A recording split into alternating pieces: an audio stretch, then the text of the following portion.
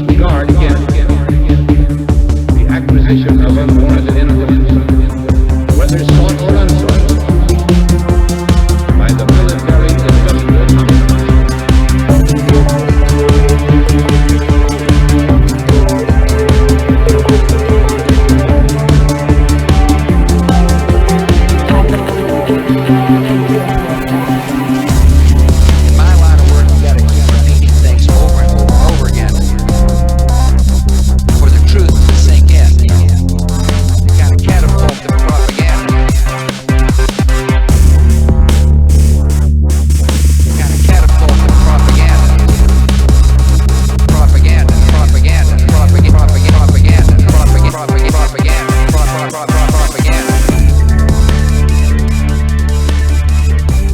What's up? Another episode of Ripple Effect Podcast. I'm your host, Ricky Varandas.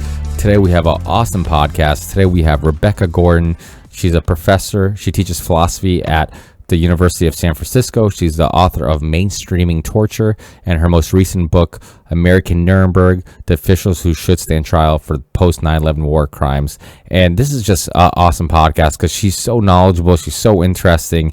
And we talk about everything from philosophy, history, schools of America, coups in Central America, capitalism, socialism, FDR, the New Deal, the Nuremberg trials, World War II, Hitler, the Stanford experiment, so many different things. And it just really, what is happiness, all these things that are just really interesting topics. And she just has such an interesting perspective and opinion on all these things that it was just fun to kind of just go from one subject to another and just share ideas and opinions on these things and just see what her take is.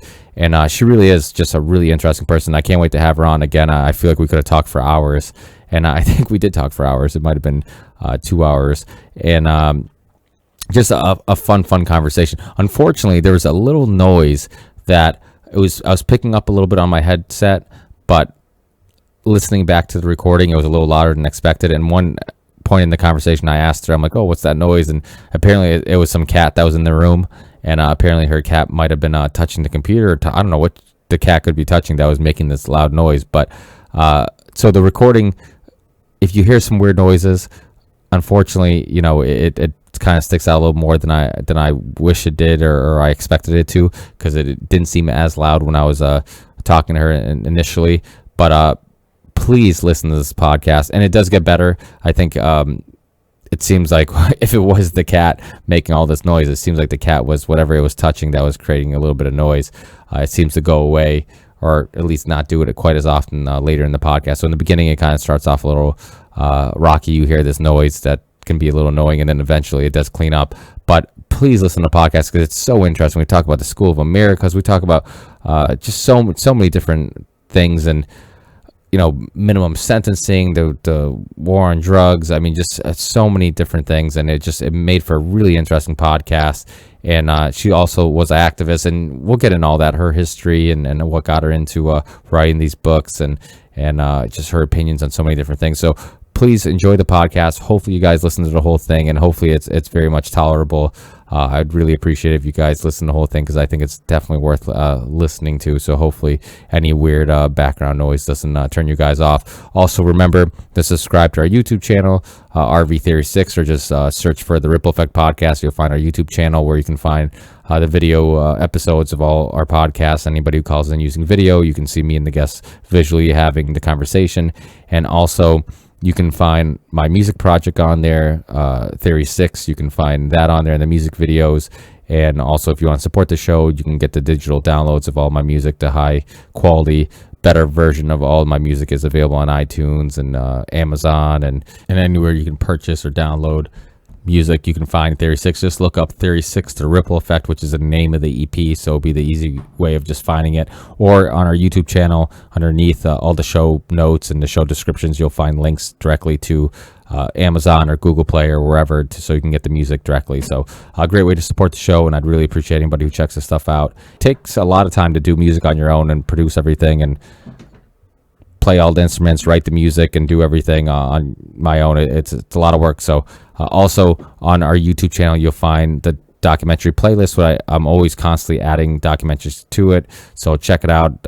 Not every documentary I completely agree with or I think is 100% accurate, but they're all interesting and worth watching and definitely thought-provoking. So anything that's on there is something that I think is at least interesting enough to spend some time watching. Or if you're bored one night and you're looking for something and you don't have anything on Netflix or Amazon Prime or whatever, and you're looking for something interesting, definitely check that out. And you can also find the documentaries from a lot of my previous guests, like James Corbett, his 2 documentaries that he was on recently to talk about How Big Oil Conquered the World, and the Fed documentary Century of Enslavement are both on there. So definitely check those out, and I'll see you guys on the next one. Peace.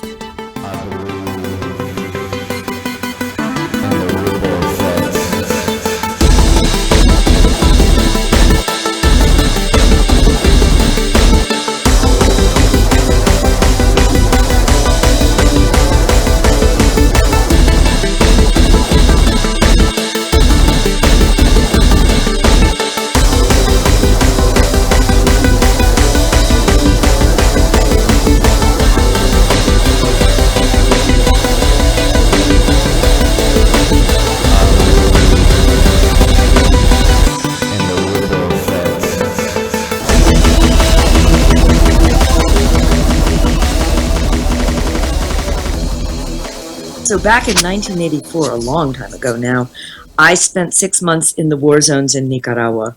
And this was at the time when the United States was supporting a group of people who were trying to overthrow the government of the people who had thrown out a dictator. It was a time when the U.S. was actually, the Congress had said you can't spend any money trying to overthrow this government, but they were doing it anyway. And so part of what we were doing was looking for evidence that my government was illegally involved in this, and we found it. But mainly what I was just doing was going to the little villages where there had been attacks by this military force that had a whole strategy that was to attack civilians and to terrorize them and to torture them. And so I met people who had been tortured. I even met people who had been torturers under Somoza, who regretted what they had done. And so this was sort of the foundation of my interest. And then when September 11th happened, and those terrible attacks, one of the things that became really clear to me that whatever else our response was going to be, somebody somewhere was going to get tortured. And so I started looking at that. And as early as November in 2001, you could read in Newsweek an article that was called Time to Think About ... Torture. And it was by a liberal columnist named Jonathan Alter. And he said, we've been attacked. The people the FBI has rounded up are not talking. And so we need to think about some more serious measures. It turned out that the people the FBI had rounded up, who were about 600 Muslims living in the United States, legally, most of them, although some of them had expired visas. A lot of people don't know this, but they were actually held in jail in Brooklyn, New York, incommunicado, with no lawyers. Their families didn't know where they were. If this had happened in Latin America, we would have said they were disappeared, desaparecidos. But it happened in the U.S. They were tortured in Brooklyn. One of them was raped with a police flashlight. They were exposed to heat and cold and terrible beatings. Eventually, they were released. Not one of them knew anything about September 11th. And this was just the very beginning. So I wrote a book called Mainstreaming Torture about how we in this country have come to accept the idea that torture is a necessary tool to keep us safe. And then a year ago, I was approached by Hot Books and asked, would I like to do a book that describes what are the crimes that my country has committed and high officials of my country have committed in this so-called war on terror, and who should be held responsible for them. So that's where American Nuremberg came from. Yeah, it's unbelievable to really think about the history of the whole thing. And it happens at Gitmo all the time with just people being locked up, just disappearing. Their families don't know where they are. They're not charged with anything, and they'll be held for years. And it's completely acceptable. It's like you said, if any other country was doing this, it would be a war crime. It would be act of war. It would be, people would be outraged. But we do it all the time, and it's completely okay. And people, and the other thing you mentioned, which is really important, is the fact that people think that it's a necessary evil, this idea that we have to torture to get this information, which isn't accurate at all, because if you're being waterboarded or I'm being waterboarded or tortured in some other manner, we'll say whatever it takes to get it to stop. So it doesn't work, right? Not only does it not work, but, and this is an important point, even if it did work, and it doesn't, it's still illegal, and it's still immoral, and it's still not what it is about the United States that supposedly we're trying to keep secure and protect, which is more than just our individual lives, it's our values. And torture destroys the very thing that we say we're trying to protect. But in the case of waterboarding, let me tell you about this one guy, Abu Zubaydah. He was the first person that the CIA used waterboarding on. And this whole process was invented or used, described, and instructed by two psychologists, actually, a man named Bruce Jessert and another one named James Mitchell. And they were contractors for the CIA. They invented the process or rediscovered the process. This guy, Abu Zubaydah, George W. Bush and Dick Cheney and the head of the CIA have all gone out and sworn that he was Osama bin Laden's number 2 man, that he was personally the link to Saddam, between Al-Qaeda and Saddam Hussein, that he personally trained 5 of the hijackers who hit the World Trade Center in 2001. And that therefore, and that up to a quarter of all the information we had from about Al-Qaeda came from waterboarding Abu Zubaydah. They also said he was responsible for or connected to the attack on the USS Cole, that he had something to do with the Millennium Plot in 2000. In 2009, after destroying this man's mind and body, and he is still in Guantanamo, and what the CIA said in the report that came out from the Senate committee is he should never speak with another human being again. So after being destroyed, he's being held in solitary confinement, which is torture itself. In 2009, the U.S. government withdrew all of those charges against Abu Zubaydah. He was filing what's called a writ of habeas corpus. Basically, it means you have the body, and you say to the government, you're holding this person, you need to say why. And his lawyers said, look, you say he's done all of these things, we need to see the material you have so we can counter this. What the government said was, well, we're not going to turn over any of those papers because we are no longer claiming that he had anything to do with Osama bin Laden. We're no longer claiming that he was a member of Al-Qaeda. We're no longer saying he ran an Al-Qaeda training camp. We're no longer saying he had anything to do with 9/11 because none of it was true. What he was somebody from the 1980s, ran a training camp in Afghanistan for the people who were called the Mujahideen, who were Ronald Reagan's freedom fighters, who were fighting against the Soviet Union. He was on our side. Yeah. That's the thing that's wild with all this, is that we train the same people that we call enemies later, and we'll take Saddam Hussein off the terrorist watch list when it's useful to us, and I mean, it's insane how like you talked about the Afghan war. I mean, we gave weapons through the ISI and Pakistan. We gave money, which funneled to fight the Soviets. Which it seems like that's the common theme. Like, because of being considered war criminals and all this stuff, like the proxy wars have been the new way of influencing the world and influencing countries, instead of doing it the old way of just taking it over. We don't conquer countries anymore. So what we do is we indirectly affect who's in power, which, like we talked about in Central America, and we indirectly affect their politics. And that's another thing that it just seems like it's completely unfair how we look at it, because if anybody ever did that in America, if we found out that Donald Trump was funded by China, and he's really just a pawn of Chinese businessmen and Chinese politicians, we would be outraged knowing that they were attempting to do something like that. But we go around, we're influencing elections in Ukraine, we're influencing elections in Egypt, we're spending taxpayers' money,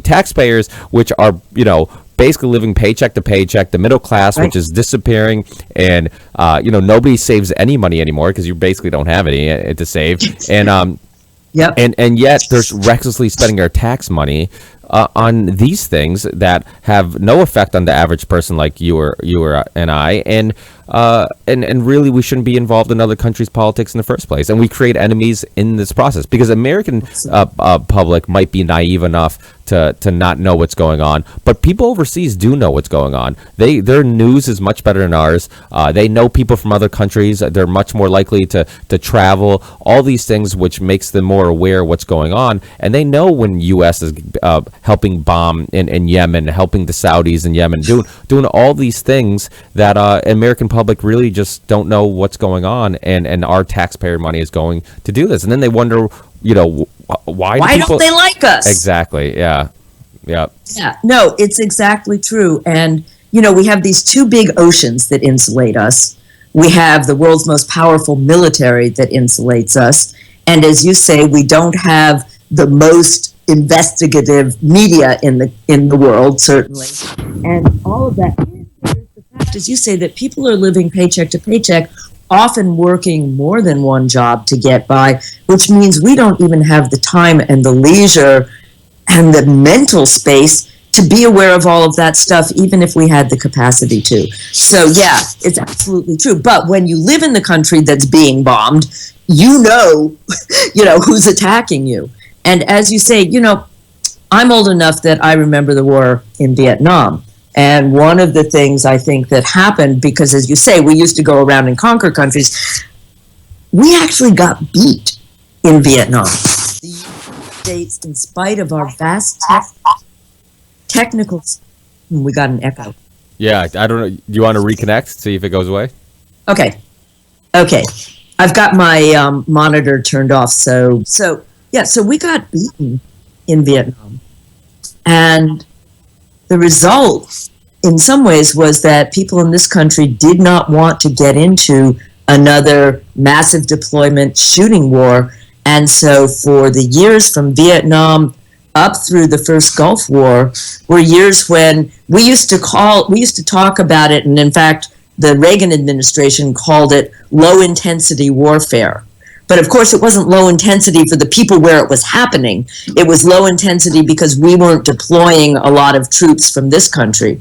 But, we were responsible for coups. We supported the coup against Allende in Chile. But, we still support coups. In 2009, there was a coup in Honduras, that the United States initially objected to and then immediately turned around and supported.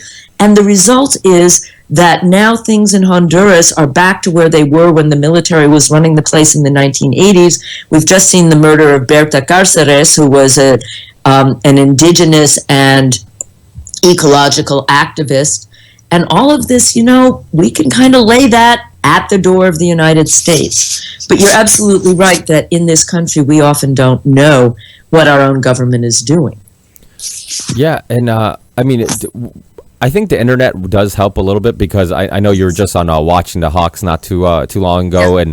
and I watched that show. Actually, Tabitha and Tyrell have been on the show before, and so has Tyrell's father, Jesse. And all these people have shows that are basically watched online, and people are getting their news online, and people are getting their news from Twitter and Facebook. And there's obviously pros and cons to that. The cons are you can get a lot of bad information because nobody's really accountable for just posting some bad article without proofreading or finding out the sources or whatever. But the good thing is that you can kind of do your own research, be your own investigator, instead of just basically watching TV and then whatever they feed you, just deciding that's the news. I guess that's the truth, and so I think that has some effect. And you see the younger and younger generations, they don't watch TV anymore. All their entertainment and news and everything comes from the internet, social media, stuff like that. And you being a professor at a college, I mean,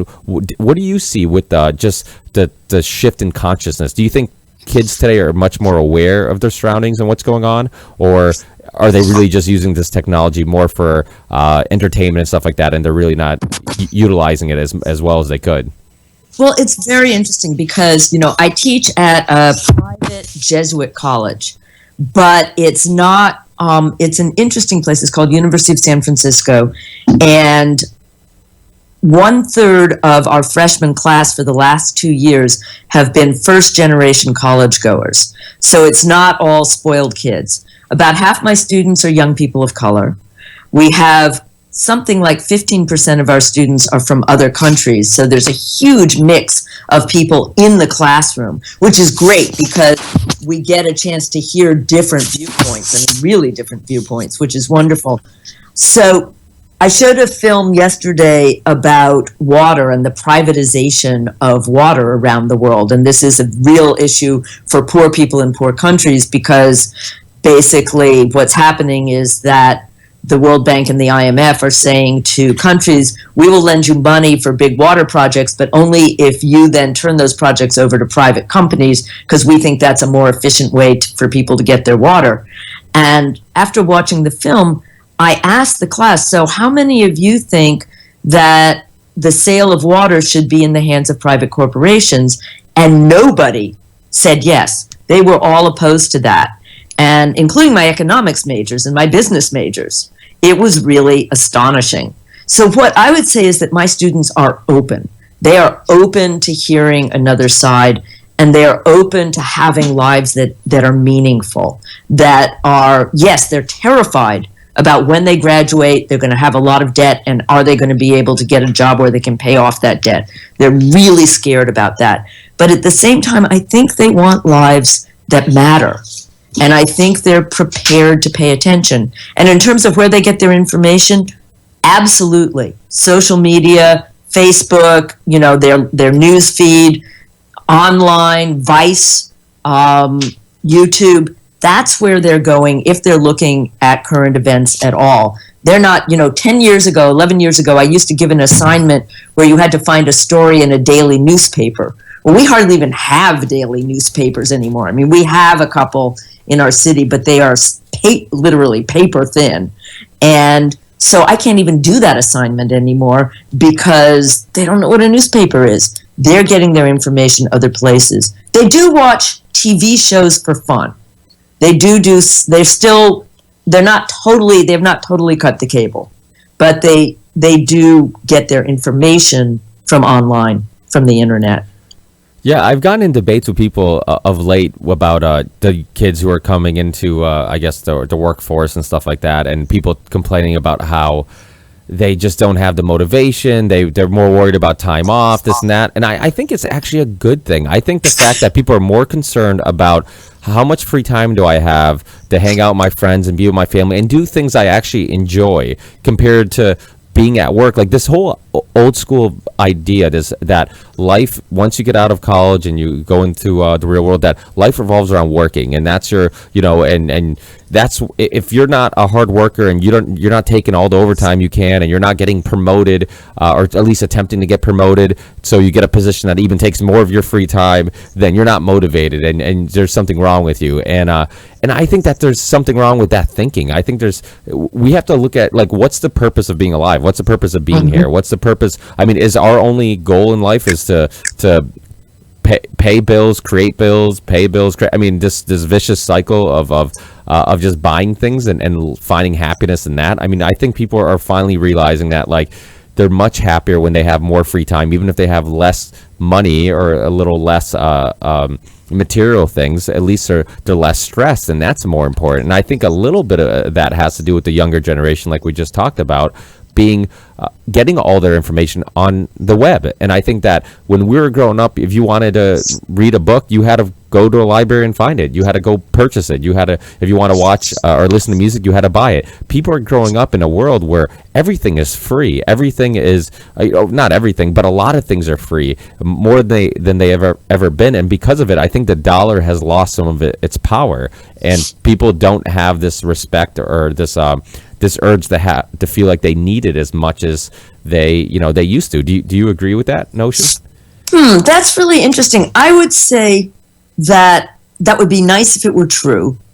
My students, a lot of them are very, very driven to make money, get a good job. Part of it is to pay off debts that they know they're going to have from going to college. But are they looking for more fulfilling jobs compared to financially? Well, yeah, that's the thing. They want jobs that are fulfilling. They want jobs where going and spending the time that they're spending at work isn't just, counting hours until you can get out of work to your real life.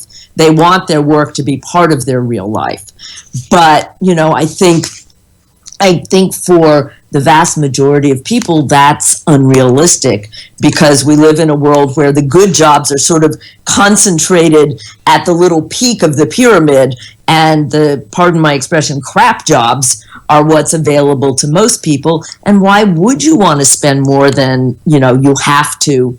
Now, I live in a city, though, where there's another problem, which is, and I don't know what it's like. You're in Boston, right? I'm in closer to Springfield, where the Basketball Hall of Fame is. I live in a little town called Ludlow, a little suburb outside of Springfield.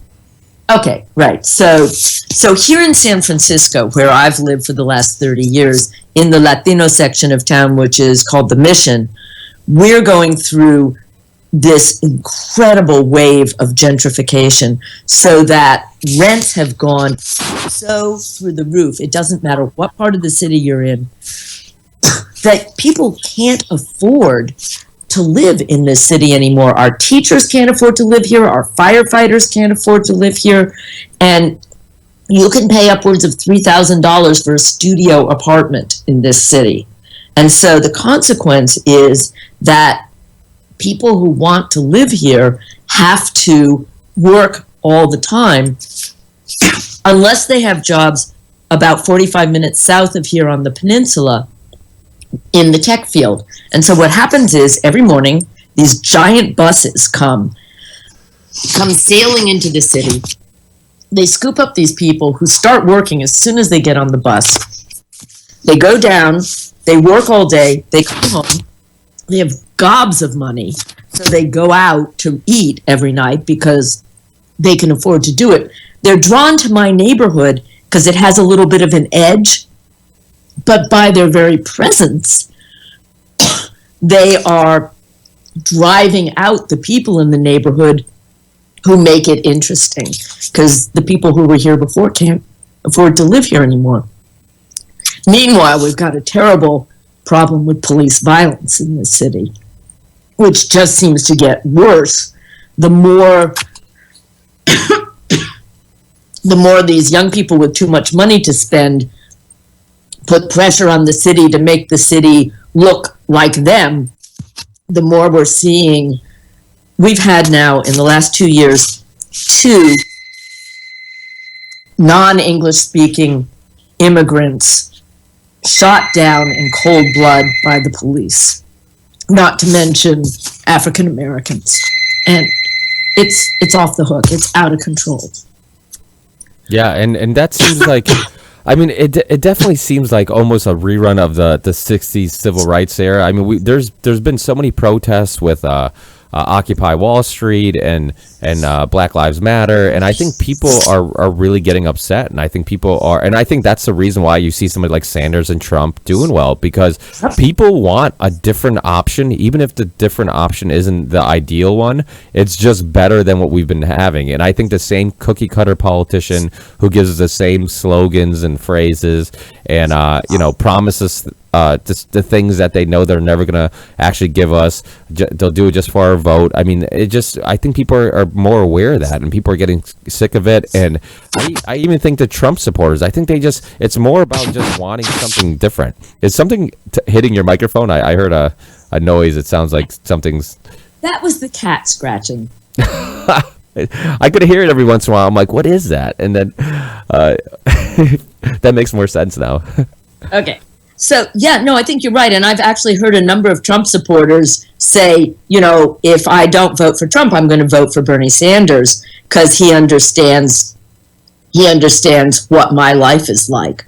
I mean, I think there's a hardcore of racist and xenophobic people who are also supporting Trump, and Trump is happily playing to them.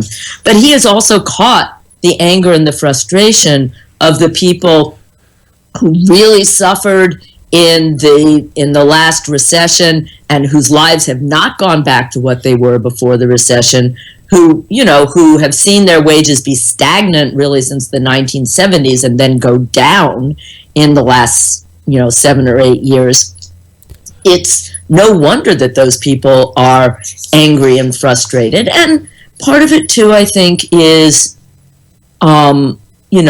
it's possible among those people who are white to stir up resentment and say, the reason you're suffering isn't the 1% who are making all this money on your suffering. It's actually those people of color who, you can see who are right next to you. They're the reason that life is hard for you. And it's easy. We used to call that in the 60s horizontal hostility. It's safer to be angry with someone who has the same amount or less power than you do than to be angry with someone who has a lot more power than you do. Yeah. And also, because we still live in a world of the, quote, American dream, people really believe that they're just, one step away from being able to catch that gold ring, and one day they're going to be the rich one, and then they're not going to want to pay a lot of taxes. So let's protect rich people, because that could be me one day. Yeah, I've heard people talk about that, how it's funny how some of the people who support Republicans, their policies don't even help them in the first place. Like, why are you supporting Republicans? You're not in that bracket where their policies are really beneficial to you in the first place. But yeah, I think, what you said is absolutely right. I think people are upset. People are angry. I do think that Trump, in some way, I think some people who are kind of closet racists or maybe have been quieter about their opinions on immigration, now that they have a politician who probably saying what they're thinking, that's probably some of the reason why they like him, and it is kind of tapping into a little bit of racism. But like you said, I also think it's a lot of anger. It's a lot of people just being upset with having the same old, and people just want something different. And I don't think anybody agrees that he makes a good politician. And I have a huge issue with just businessmen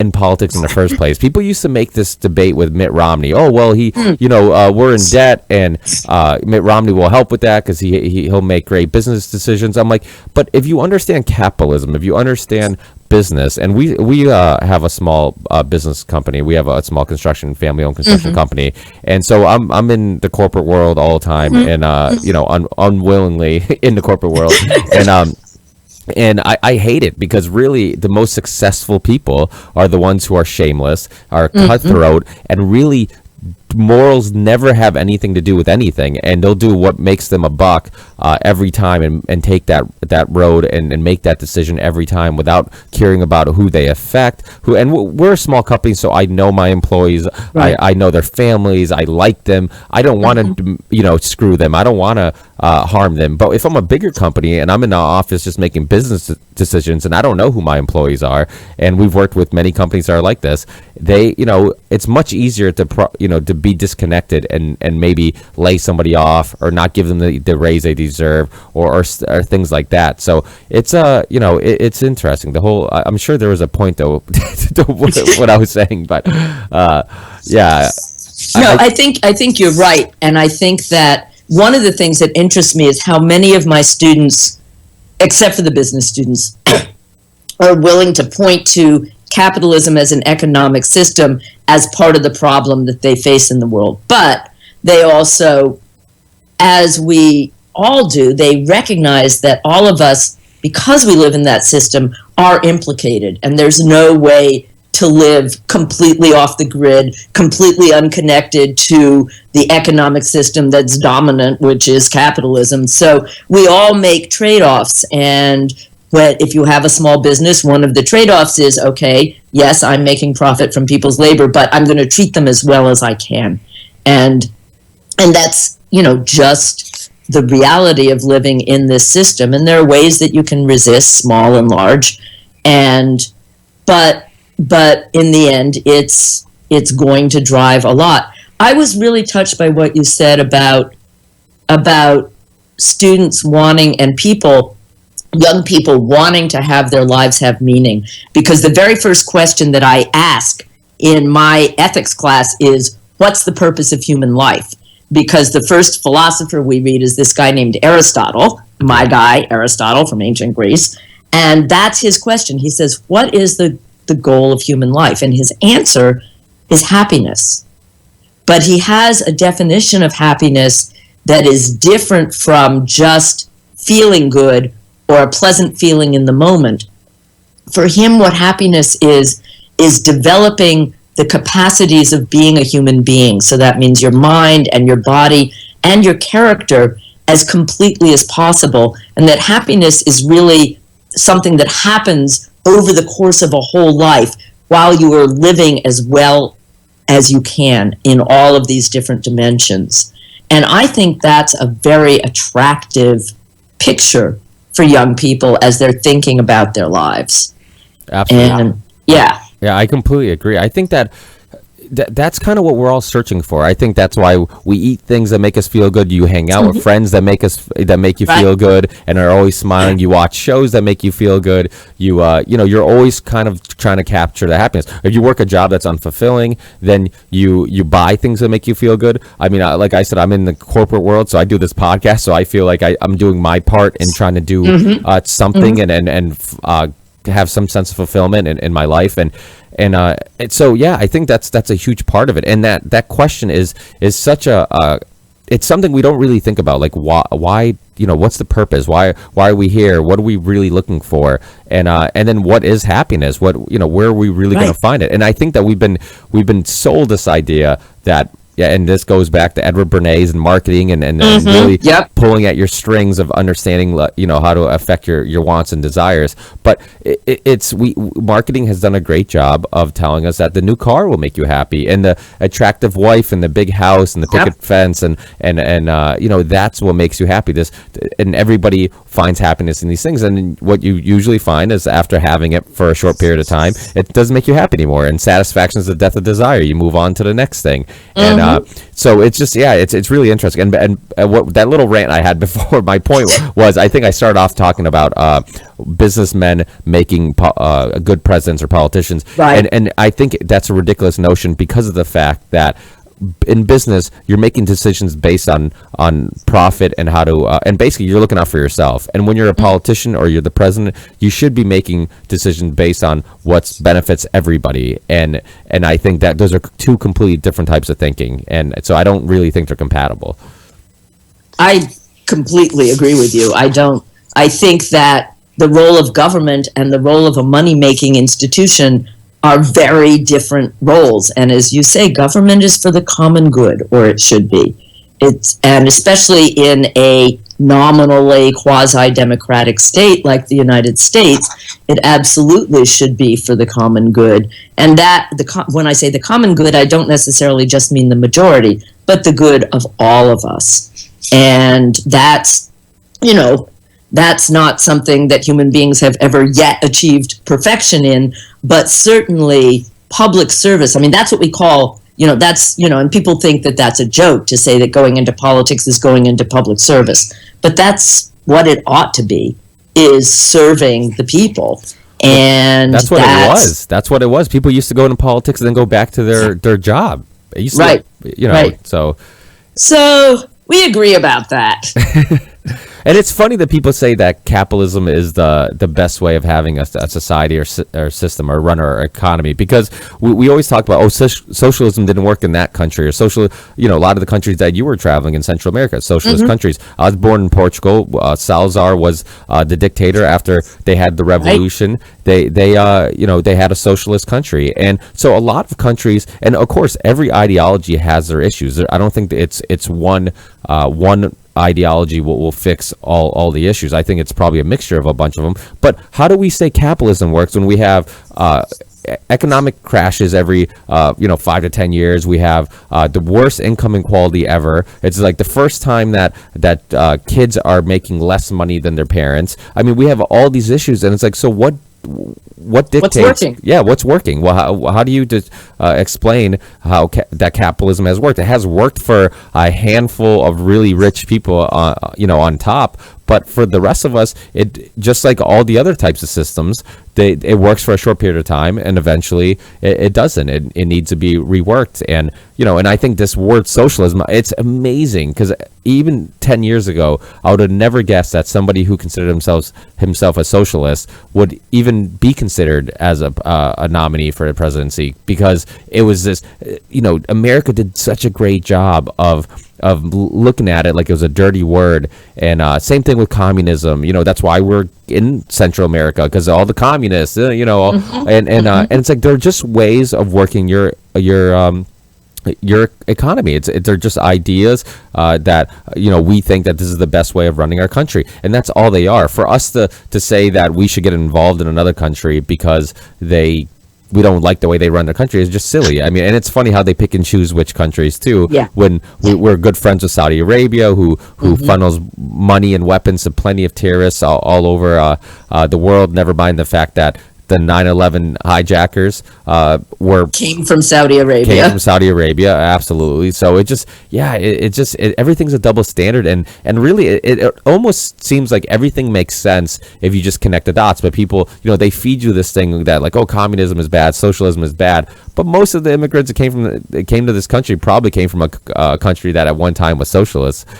So and what was it? FDR was a socialist, right? Well, so they say. He was certainly someone who was willing to rein in capitalism with a lot of regulation. Yeah. They certainly, the people who oppose all of the New Deal programs today and are trying to dismantle them would call him a socialist. It's interesting. I teach this philosopher named Iris Marion Young, and in one of the chapters in the book that we read, it's a critique of what she calls welfare capitalism, and it's basically what we would nowadays call social democracy. The idea that you live in a country that has enough of a safety net that nobody is starving, nobody is really without shelter, people have the basic necessities taken care of, and yet there is still injustice because of people being constrained in their lives in a variety of other ways that don't necessarily have to do specifically with economic poverty. I can't even teach that chapter to my students this year or for the last 5-10 years because they don't know what she's criticizing, because they've never experienced a United States where that safety net still existed, because it was dismantled starting with Reagan and then under welfare reform with Bill Clinton. So they don't even know what she's criticizing, because now we're fighting to get that back. It's crazy. That is interesting, yeah. And it's funny how you brought up Bill Clinton, because it seems like it doesn't matter who's in power; they've all have done things to help the middle or to hurt the middle class, and it just. It's funny because that's all what they run on. They run on this idea of like helping the middle class. We're for Main Street, or not Wall Street, all these things, and at the end of the day, look at the TPP with Hillary Clinton, flip-flopping with that, and just all these, NAFTA with Bill Clinton, and the World Trade Organization, adding China to that. All these things that. It just seems like the policies are always the same, and it seems, if you look at history, and Oliver Stone has a great documentary series called The Untold History of the United States, and they show some of the debates from a long time ago, from the early 1900s, and them debating and the politicians campaigning, and it's funny, they're all always saying the same thing. It's like, and that's the funny thing about, and that's why it's interesting that you teach philosophy, because one thing that I always found that was really interesting about philosophy was that it seems like a lot of the lessons you learn with philosophy, they make sense, even though Socrates and all these great philosophers, what they wrote is so old, but it still makes sense today, because it seems like even though our environment has changed, our technology has changed, people still have the same tendencies and the same habits and the same, we still react the same way. And that's why a lot of old quotes, a lot of old writings still make sense today. And is that something you find, that it seems like it's just things are repeating, history repeating, and even though our environments have changed, now we have iPhones and internet and Wi-Fi, but it still seems like humans react and they still ask the same questions, they're still looking for the same things, and they're still having the same internal debates with what they want in life and what's morally right and wrong and all these things? I'm going to say yes and no. I'm going to say the questions, why am I here? What's it for? What should I do with my one precious life? Those questions are still there. What I will say has changed in the last 2,500 years is that we have widened the circle of people, creatures with human DNA that we count as human beings and as persons. So, for example, I'm sitting here with my 2 X chromosomes. I'm a woman, and for many years in human history, women were not considered by the majority of people, including other women, to be really fully human in the sense of having the same kind of intellect, the same kind of capacities as men. Similarly, white men, and now I'm thinking of European history, white men without property were not considered to be the equal of white men, the few white noblemen with property. Similarly, people from Africa who were brought as slaves to the United States were not considered to be human beings until really they fought for that humanity in the 20th century. So that part of what we've seen is a gradual increase in the number of people who count as persons. And I think that is a really important thing. And this is something I actually saw also in Nicaragua when I was living, because I was out in the campo, in the countryside. I spent time in the city, but I was mostly in the country.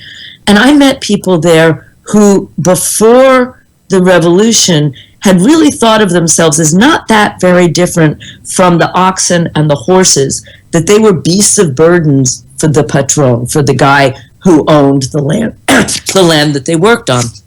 And in the context of learning how to read and learning how to think of themselves as agents of history, they had come to conceive of themselves entirely differently as human beings.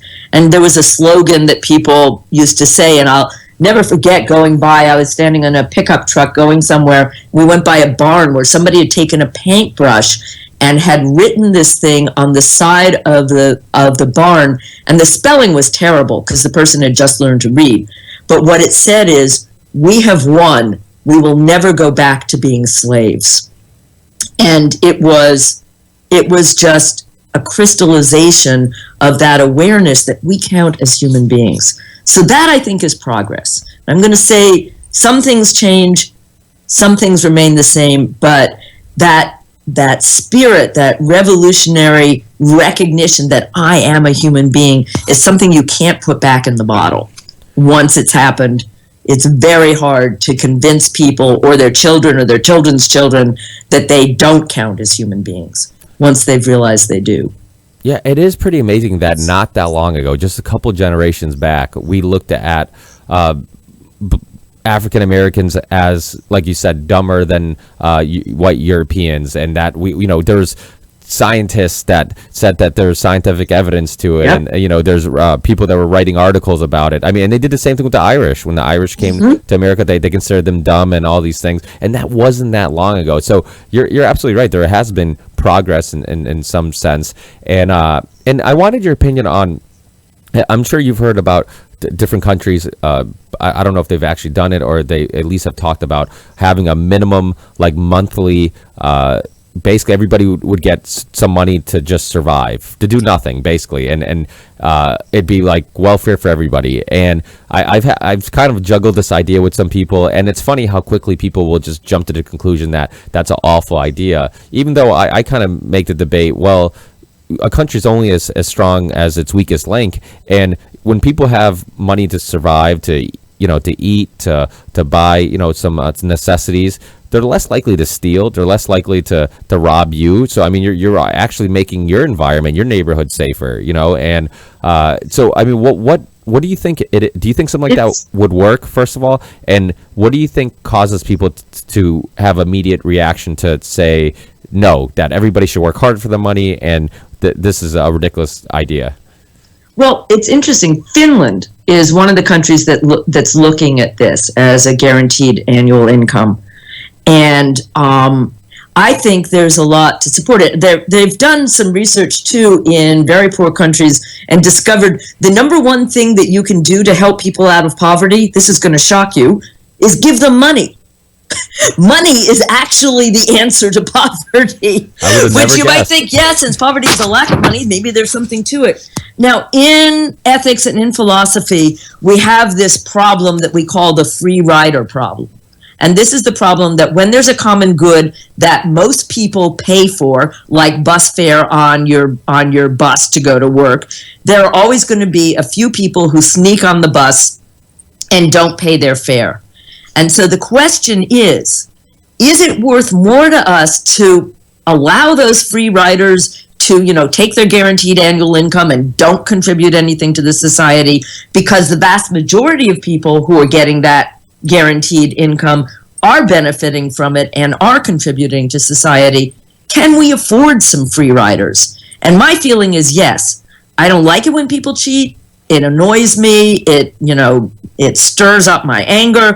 But the truth is, if that's the price of most people being able to live lives that are secure enough that they can devote themselves to things that they care about, then I would say yes. And this is going to be really shocking, but this was an idea, guaranteed annual income, that the Nixon administration actually put up trial balloons about back in the 1960s, when Richard Nixon, who would be considered, in spite of all the things he did, a flaming liberal in the domestic world. He put price controls on when we were in a period of terrible inflation in order to try to make it so ordinary people could buy the food that they needed and the other things they needed. So Richard Nixon, who I believe was a terrible crook, was actually floating this idea of a guaranteed annual income. I don't think it's crazy at all. I think it makes sense, and I think, yes, there would be some people who wouldn't do much with their lives, but I think they'd be the minority. And the reality is that untold suffering would be relieved in other people. Speaking of Nixon, and to sort of get back to the original subject of this call, he actually has, because you started out by saying, when the U.S. does it, nothing happens. When other people do it, they get hauled in front of the International Criminal Court, or they get treated as war criminals.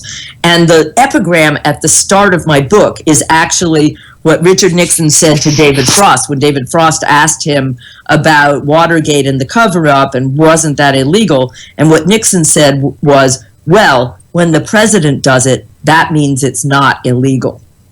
And it's kind of what the U.S. has said. Well, when we do it, it's not a war crime. Well, but of course it is. Is it one of those things where people believe, well, we're doing it for the greater good? Because we still believe that our intentions are pure, which is funny because when we went to Iraq, all the no bid contracts Halliburton got with Dick Cheney, and his wife works for Lockheed Martin. All these KBR, everybody was making tons of money. And I've heard interviews with contractors who won't disclose their name, but they'll talk about how recklessly they throw money away to these private contractors. They just throw money away. Everything's overpriced, and nobody is looking over this stuff. And it's unbelievable how they just throw away taxpayers' money. But yet, like I said, we're broke and people are struggling, and we don't want to spend any money on roads. We don't want to spend any money on schools. We don't want to spend any money on these things because that's too expensive. And I think this goes to a point that you made briefly before about turning the people against each other. I think what ends up happening is that they do a great job of getting middle class to be mad at the immigrants or be mad at people on welfare instead of focusing on who really is to blame. And that's the politicians and the people who are creating this system that is only benefiting them. So, and to get back to your book, American Nuremberg, for people who aren't familiar with the Nuremberg trials, I mean, everybody most likely have heard the name, but it was the first time in history they had something like this, right? And why was it so important? And then also, why did you use that to name your book? Right. Okay. So you're absolutely right. This was the first time in history that a group of nations came together to put on trial the high officials of one country which had created a terrible aggressive war out of which came, the Holocaust, the destruction of millions of people's lives. Upwards of 65 to 85 million people died over the course of World War II.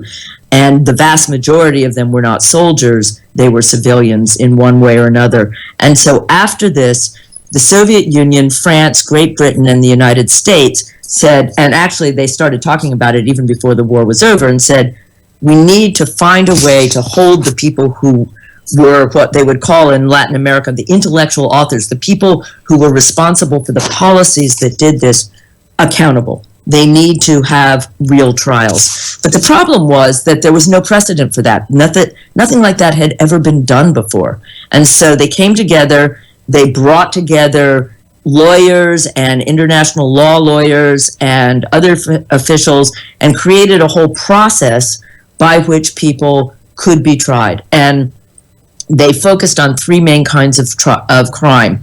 A crime that they called making aggressive war, or a crime against peace. The crime of war crimes, and then crimes against humanity. And those three categories were then used to put people on trial for a broad array of crimes. Now, the problem was that the world could very easily have looked at it and said, well, look, you guys are the ones who won the war, so this is just victor's justice. If Germany had won the war, they would have put you on trial. So, and there's some truth to that, and there were people who watched these trials who very much hoped that after the trial of the Nazis, there would be a permanent tribunal that could try all war crimes of the future, and also would look at the crimes committed by the Allies, that is the U.S. side, in the course of the war, because there were terrible crimes. There was firebombing both in Europe and in Japan. There were, of course, the nuclear weapons in Nagasaki and Hiroshima. So there were crimes committed on both sides, but the Nazi crimes were really of a scale and order of magnitude different from what the world had seen before. And so when the publisher came to me with this project and told me the name was American Nuremberg, because they gave me the title, I wasn't really happy with it. You know, my dad was raised in an Orthodox Jewish family. He was in the army in World War II. He was, I was raised in the shadow of the Holocaust. And so I'm aware of the enormity of what that war was. And horrible as the U.S. war on terror has been, the scale has not been the same as the scale of what the Second World War did in Asia and in Europe.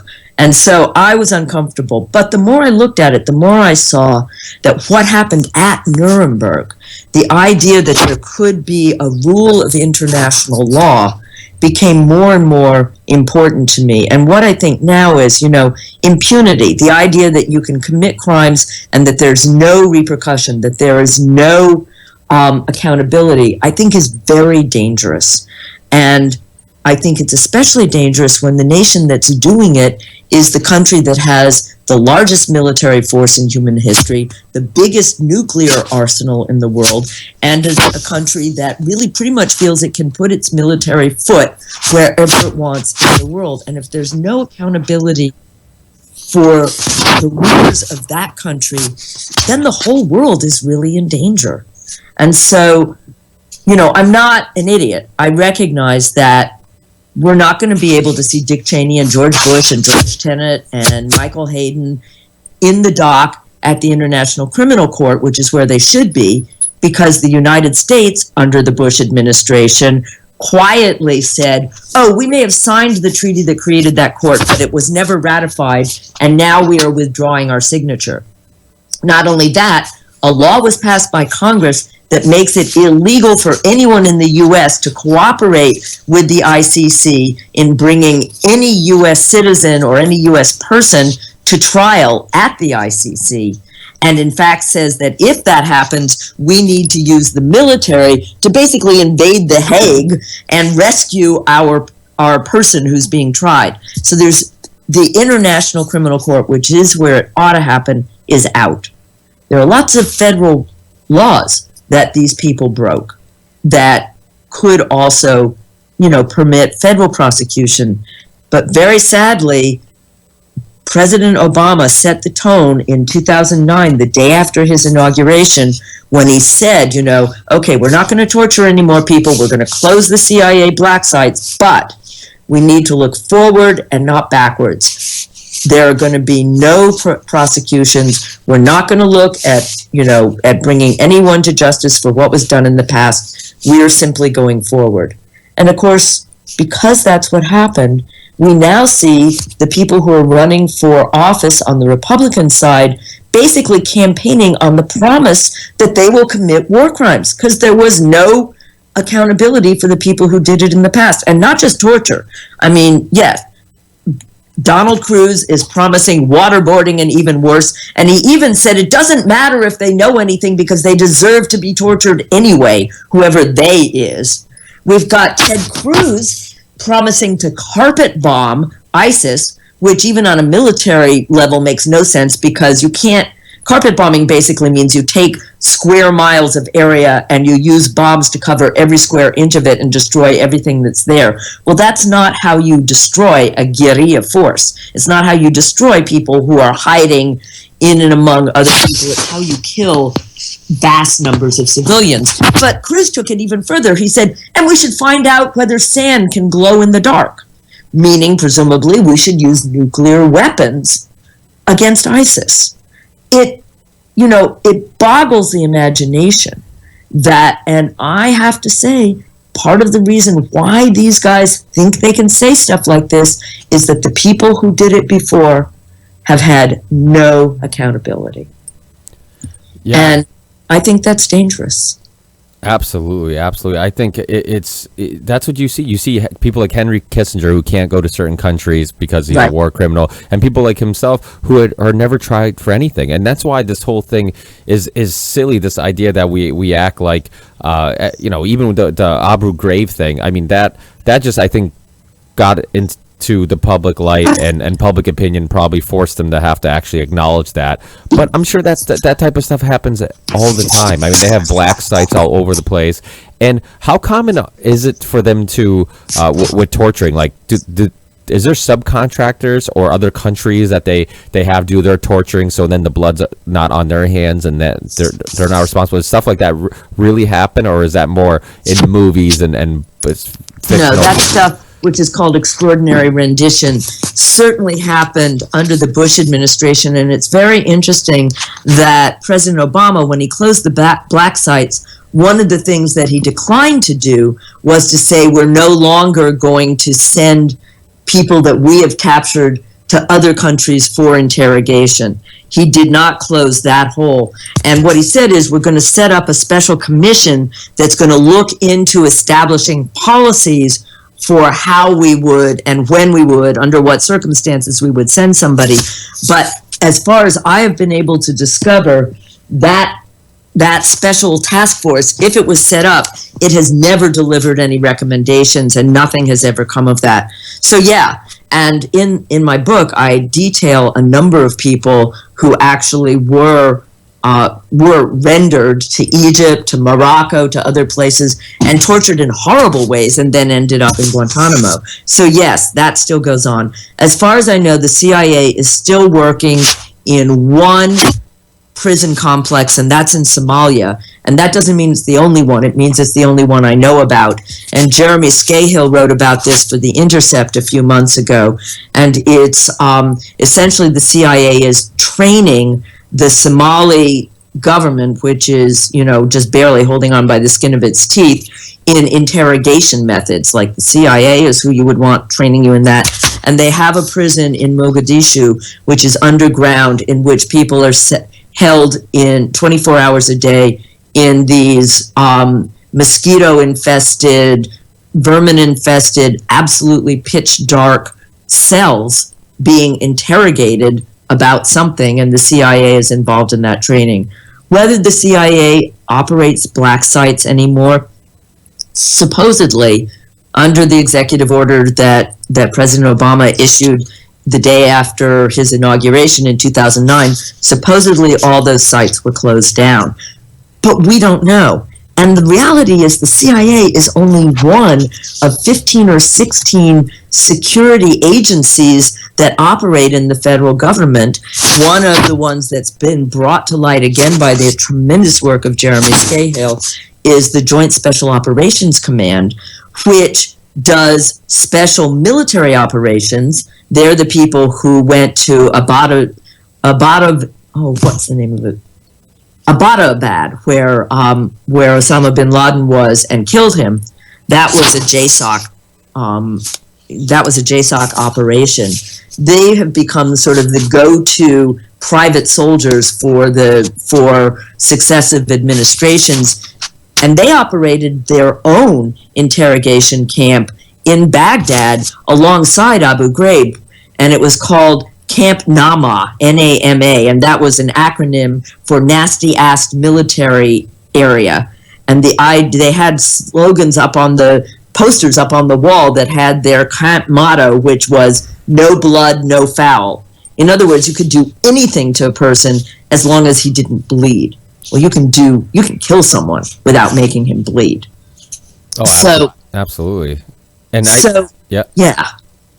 What I was going to say is that point that you made that we don't know is interesting, because I had Ray McGovern on not too long ago, and I don't know if you're familiar with him, but he's a retired CIA and also activist. But he talked about how he was doing the presidential daily briefings, and he did them for Reagan, he did them for multiple presidents, and he talked about reading about one of the CIA coups. I forget which one it was in Central America. He read about it in a newspaper, and this guy was he was what he thought getting the most detailed classified information from the CIA, and then talking to the president about it, briefing the president about it, and yet he didn't even know what was going on. So it tells you something about, it doesn't matter what publicly they tell us.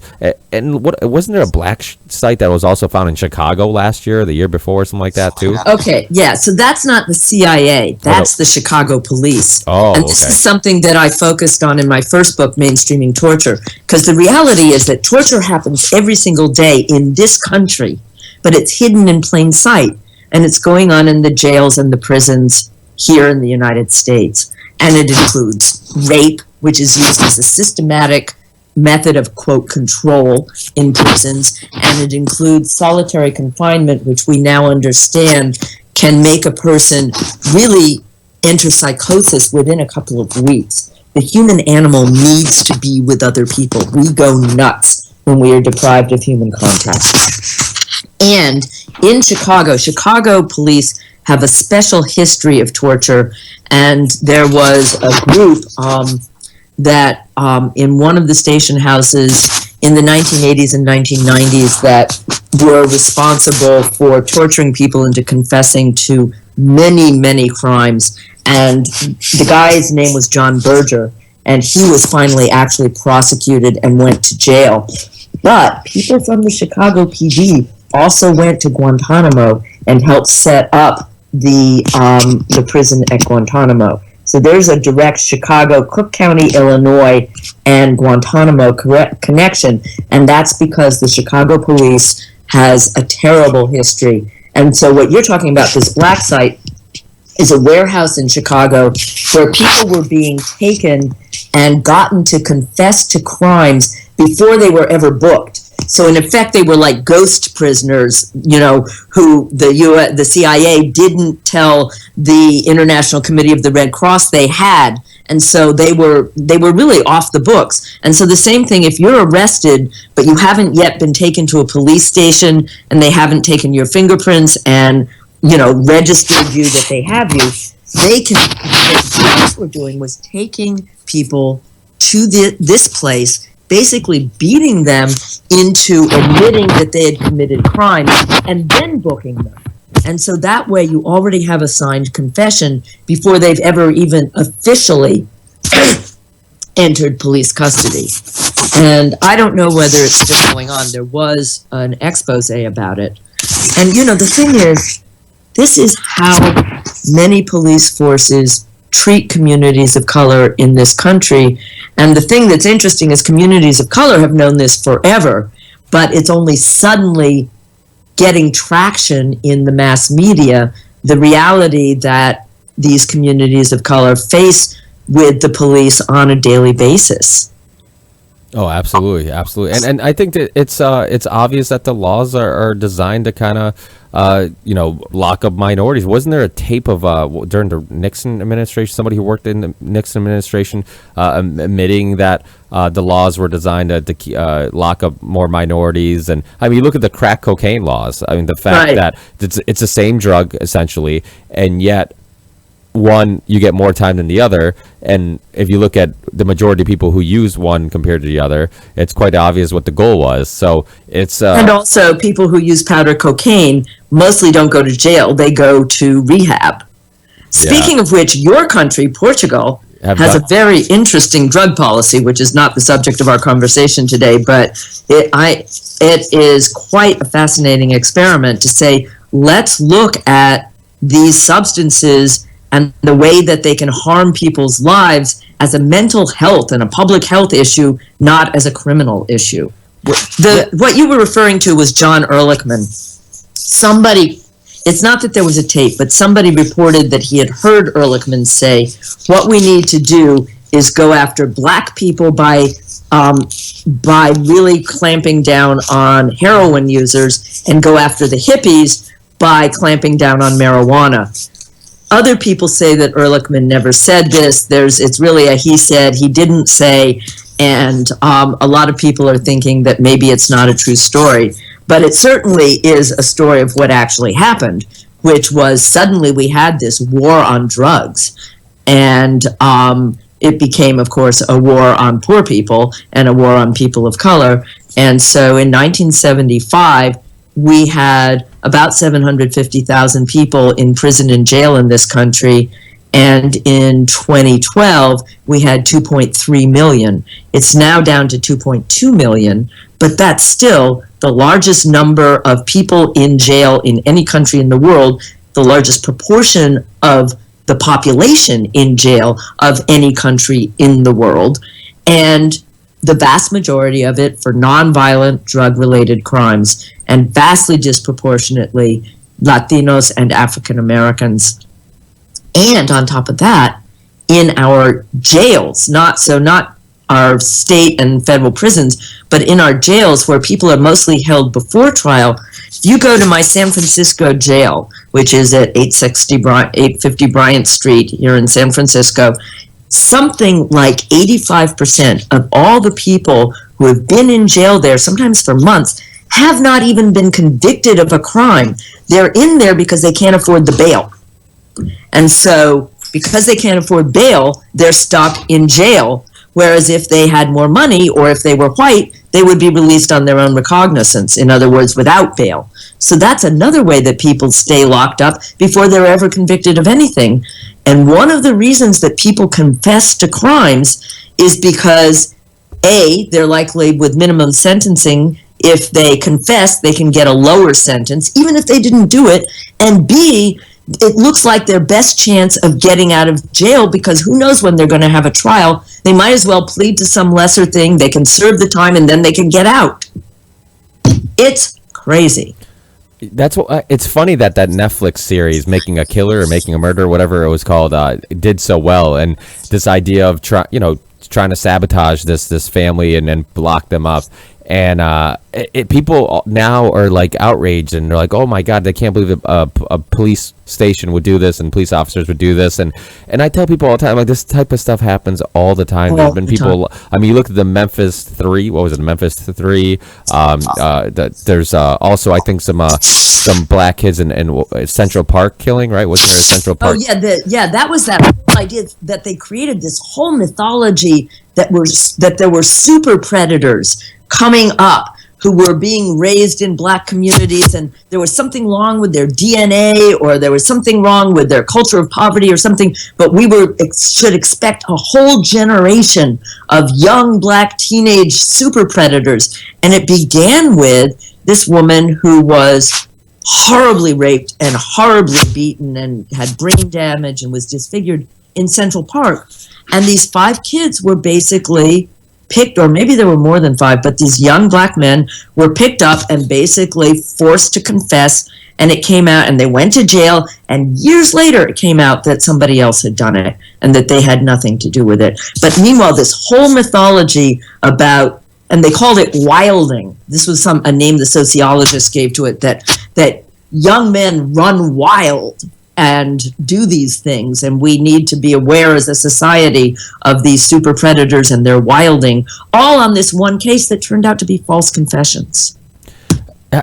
I think we just tend to believe because an officer wears a outfit, all it is, it's a costume, that all of a sudden they're morally, their compass is morally stronger than ours, or this idea that, like, because of somebody's preferred job or what career that they pursue, that it makes them a more moral person is insane to me. Like, the fact that the word of a police officer will trump the word of anybody else, it to me doesn't make a whole lot of sense. I think people are people, and everybody's capable of there's liars in government, there's liars that are CEOs of corporations, there's liars, and corrupt people all over the place, and it doesn't matter what job they have or what uniform they wear or whatever. And this idea that people are surprised when police officers do something wrong, it's like, no, that person it wasn't the outfit that made him a bad person. Not all cops are bad, but that person that is bad, no matter what occupation he would have pursued, he would have been a bad person regardless. So, it's not the uniform that necessarily, even though there has been studies about,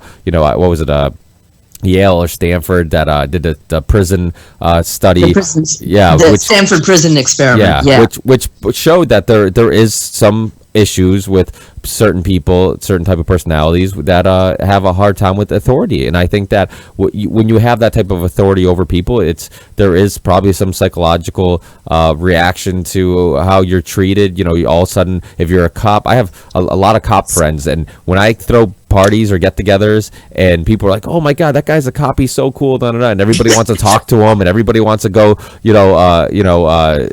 just make small talk with them. It's like you get put on this pedestal, because I don't know if they assume that maybe if you get a ticket later they'll help you out, but they're always it's like being a celebrity. You live in this world where everybody's a tad nicer to you, and it probably has some effect on who you think you are, and really just being able to kind of reflect on your actions and what you do. So it's that whole thing is very interesting. What do you think about that? Do you think that it really is maybe a psychological issue with just having a badge and a gun and having people respect you, that maybe some personalities can't handle that?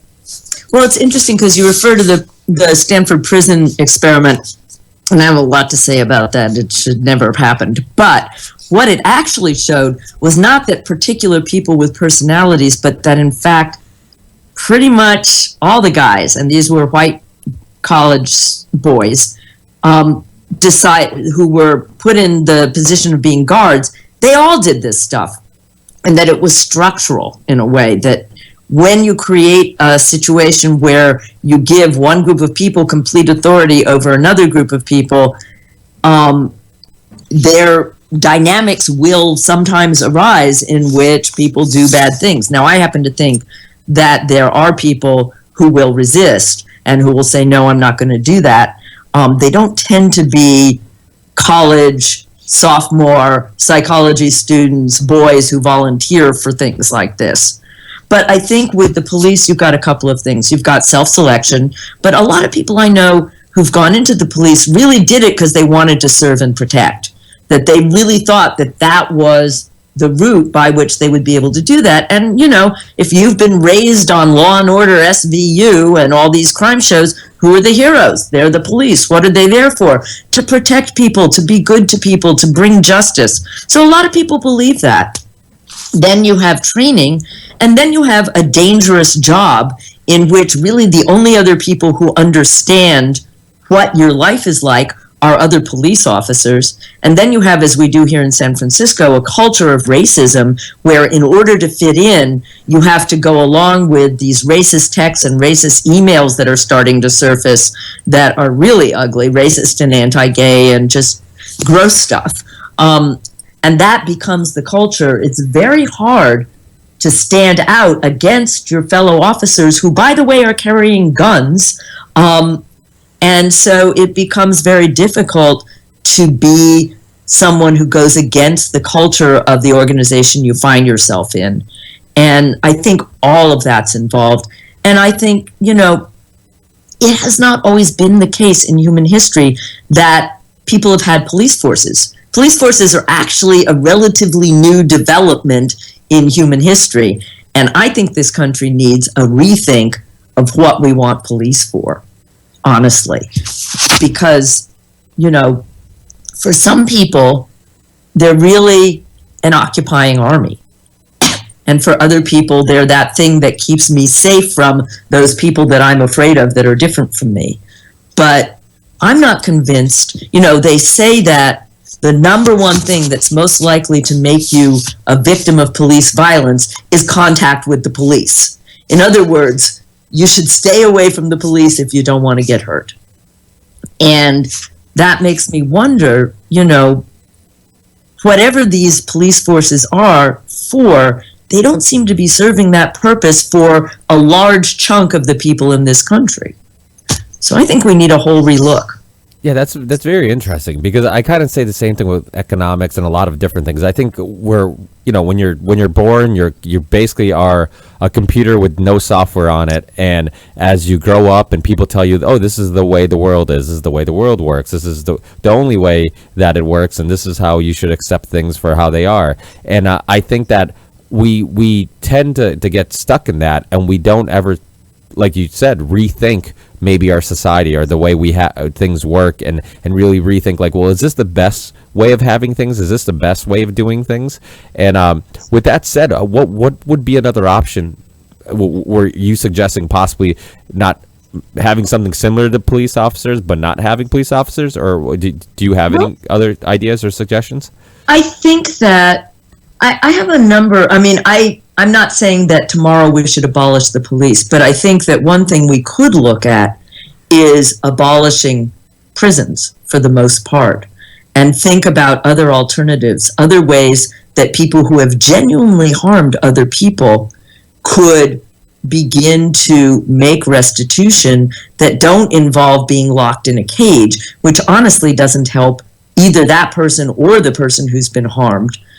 I think one thing that we could begin by, just a very first step, would be to look at the vast majority of crimes on our books that are misdemeanors that really shouldn't mean that if you get convicted of it, you should go to jail or prison. So, for example, I read a story the other day about New Jersey, and the story was about how one New Jersey city was considering making texting while walking a misdemeanor, because people were bumping into each other while they were texting, and they were, with their faces down while they were walking on the city streets, and they were bumping into things and hurting themselves or people, and they were saying, and it would have like a $50 fine or a month in jail. And I'm thinking, okay, yeah, texting while you're walking around and bumping into people is not a good thing, but is the answer to add one more crime to our list of crimes, one more reason why you would have to go to jail because of doing something that people do all the time.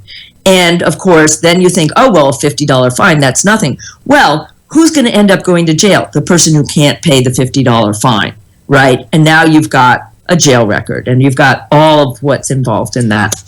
So my feeling is that we have to move away from this idea that we solve every social problem by turning it into a crime and by putting people in jail for it. And if we could just back off a little bit from the number of things that people can do that will land them in cages, that would be a really big start. And I think that with fewer actual crimes, there would be a need for fewer people to arrest people for those crimes. And we might be able, at the very least, to downsize our police forces, even if we didn't do away with them for, completely. I have a friend who worked with an organization called Critical Resistance for a number of years, who's working with local communities in East Oakland, which is a poor part of Oakland, on ways that they can deal with problems that come, emergencies that arise in their community, without necessarily having to call the police. and finding ways to train people in mediation skills and other ways of diffusing situations where people can stay safe, but you don't necessarily have to bring the police into it.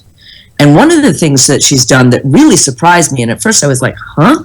She says she's brought in people who work in emergency rooms in hospitals to train people in communities how to look at medical emergencies like a possible heart attack or a possible stroke or a broken bone or some other kind of medical emergency in a way that allows you to tell, do I need to call an ambulance or can I take this person to the hospital myself? Because if you live in a poor community and you call 911 for an ambulance, you will almost always get the police too. And when you get the police, there's always the risk that somebody's going to get hurt.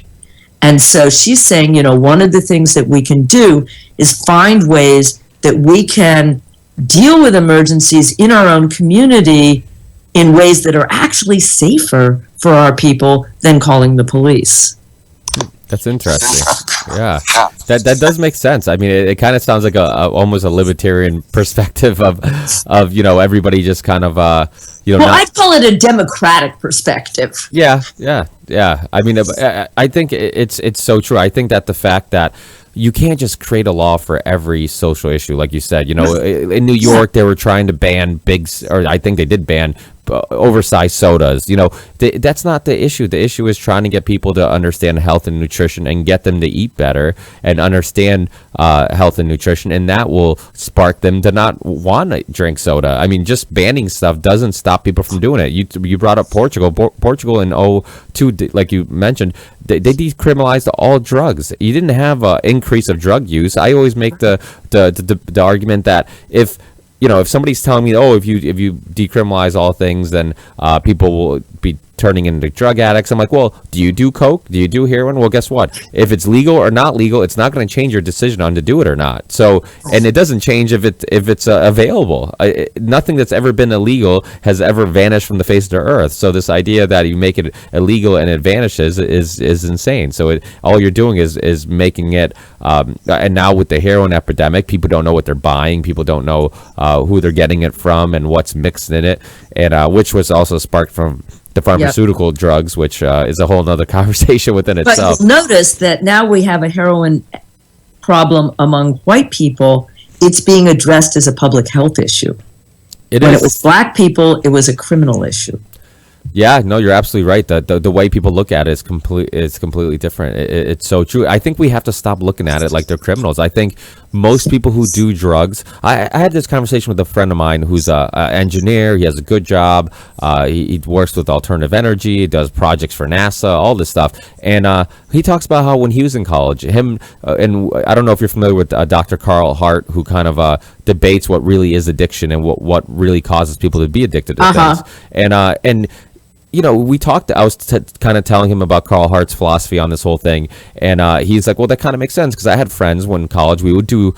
He's like, "I don't do coke anymore," but he's like, "I'd be at a party, and he's like, sometimes a little peer pressure, and I'm just like, oh, what the heck? Why not? People are doing it. I did it." And he's like, "And that'd be it. After that party, or after I got out of college, never touched it again." He's like, "I have friends that were at the same party with me who became drug addicts." Right. And they're like, well, what's the difference between the two? Well, the kids he was referring to didn't have a career that he was pursuing that he knew he wanted, didn't have a really supportive family or friends, didn't have a lot of luck with the opposite sex, didn't have a lot of things that made him happy, or didn't have a stable foundation to stand on, and maybe was looking at this drug as, okay, all the rest of my life, there's not a lot of things that make me happy, but for the temporarily, this thing makes me happy, so I'm going to do more of it, and really happy because those are very powerful drugs. Yeah, absolutely. And I think, wasn't there a mouse experiment where they were giving them cocaine or heroin in their water, and it kept coming back and getting more, and they're like, oh, look, this drug is addictive, and then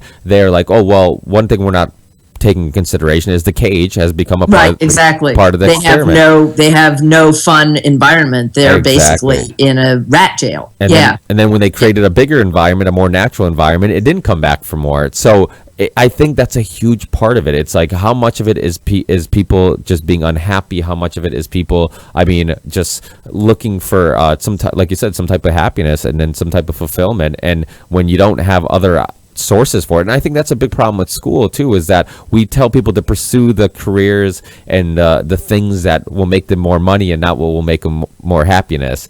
And you know, people want to go to college and they want to go get a job that makes them a lot of money. Well, what's the starting salary, this and that, and not what makes them happy. And that's why you see celebrities who seem like they have it all, but they end up doing drugs or overdosing or whatnot, because I think that what we think creates happiness, I think we're wrong, you know, for the most part. No, I think that's true. And, you know, that's sort of where we started out this conversation. And yeah, I agree with you. I have a friend who is one of the leaders of the needle exchange program in Seattle, and he's now going around the country talking with different police forces and mayor's offices about ways to institute harm reduction as opposed to criminalizing as a way of dealing with people who are suffering from drug abuse in their societies. And you know, the reality is heroin's a horrible drug, but I've also known people who had heroin, you know, had a heroin habit for years and went to work, held a job. I'm not advocating it, but what I'm saying is, you know, all of this stuff is more complicated, and whatever the solution is, locking people up in cages cannot be it. That isn't working for us. Absolutely. I completely agree. I don't see how you fix the issue. It's I mean, it's kind of a similar, I don't know where you stand on the gun argument, but you know, even though I think background checks and stuff like that are definitely a good thing, I also think there's a lot of times we don't look at the root cause of the issue. So it's like, okay, well, people are shooting people, but why? Or you know, same thing with like, oh, there's terrorists, these suicide bombers and all this stuff. It must be Islam. Well, why is there so many peaceful Muslims in countries that we're not involved in? You know, so we don't look at, well, what's causing them to dislike another country, or why are these attacks happening in U.S. and France and not Portugal, you know, or countries that might not be involved in the Middle East, you know, because it seems like the West is carving up the Middle East like they did after the fall of the Ottoman Empire with the Sykes-Picot Agreement, and we're causing this destabilization, which causes people to be more susceptible to join these groups. That's why there's gangs in poor areas and there's not gangs in the suburbs, because people are looking for somewhere to go and something to do when they don't have other options. So, and someone to belong to. Absolutely. And no, actually in the book, one of the things I talk about is specifically about this carving up of the Middle East, and I pull out some documents that show that the plan to unseat Saddam Hussein and to have regime change in Syria goes all the way back to the 1990s, and the same people who came into the George W. Bush White House, Paul Wolfowitz, those folks came with that plan, and we've seen what the result is in Syria, the biggest refugee crisis since World War II. Over half the population of that country, over half, have had to leave the homes where they were born, you know, the place that they come from. I have a dear Lebanese friend, and in her country, a quarter of the population are now Syrian refugees because there's no place else for them to go.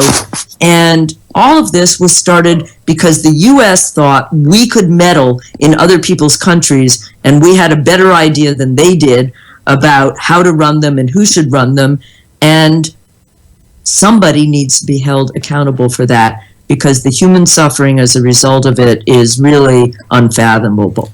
Is it really we think that we can put somebody in power that knows how to run the country better, or is that really just a front for what's really going on? Because it's the same thing with like Central America and like the United Fruit Company, and in Iran with the oil company. Yeah, I mean, it's. I mean, do you think that that's the case? Like, do you think now is that the case, it's also because of other interests, and we're just telling the public, oh, it's because this person's bad. We need to take down the president of Syria because he's bad, but yet we're also helping ISIS do it, and yet we're fighting ISIS, and Right. which we created by destabilizing Iraq, which is my generation's Vietnam, it seems, and Yeah. so it just seems like there's always other interests, and what the public's being fed is always something different, and then there's a lack of just being able to get that information, because I think most of us are stuck in a 9 to 5 job and working 40 hours a week and raising kids and your priorities. You don't really have time to do your research, and like we talked about before, people in Europe seem like they're much more informed, and if you don't know the history, you also don't know that this stuff has happened before, so it's not Right. unusual to think it's happening now. Do you really think that there are some good intentions in what's going on, or do you think it's strictly just for business purposes or geopolitical interests? I think that the mysteries of human motivation are just that, mysteries. And I think that most people do not do bad things without first convincing themselves that they're good for some reason or another. Now, I think someone like Dick Cheney, I don't think there's any question. His interests were purely venal, purely financial. And I would say that that would certainly be true for the oil companies that supported the U.S. involvement, invasion of Iraq.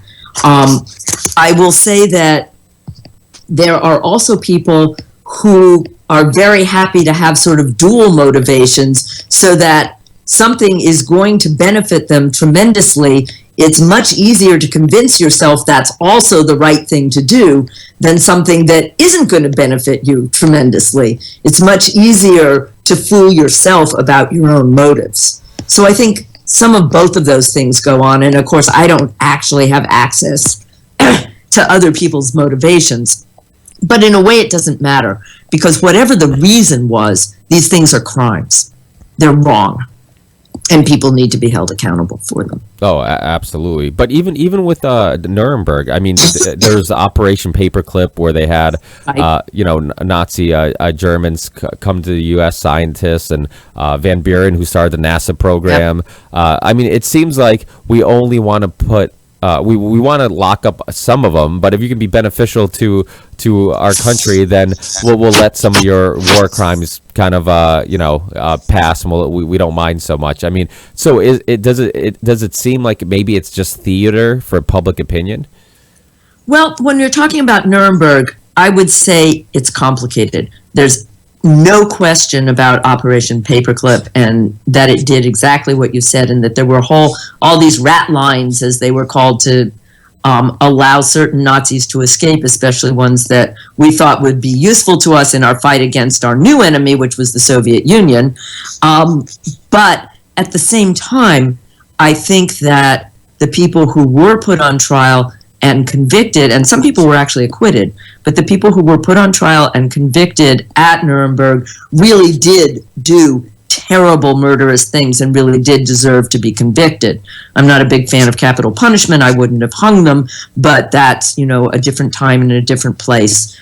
So I think that it's complex. I think the Nuremberg process, like all human processes, was imperfect. I don't think there's any question. And there were certain things that they chose not to try Nazis for, and one of those was the civilian bombardments of England that the Nazis had carried out, the Blitz, which killed a lot of people.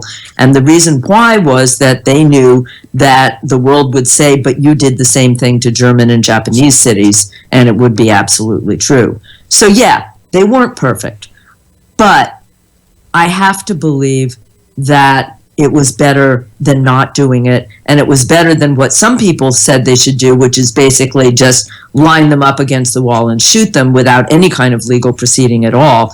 And I think that would have been a terrible precedent. And so I think that, so yeah, definitely not perfect, but better than nothing.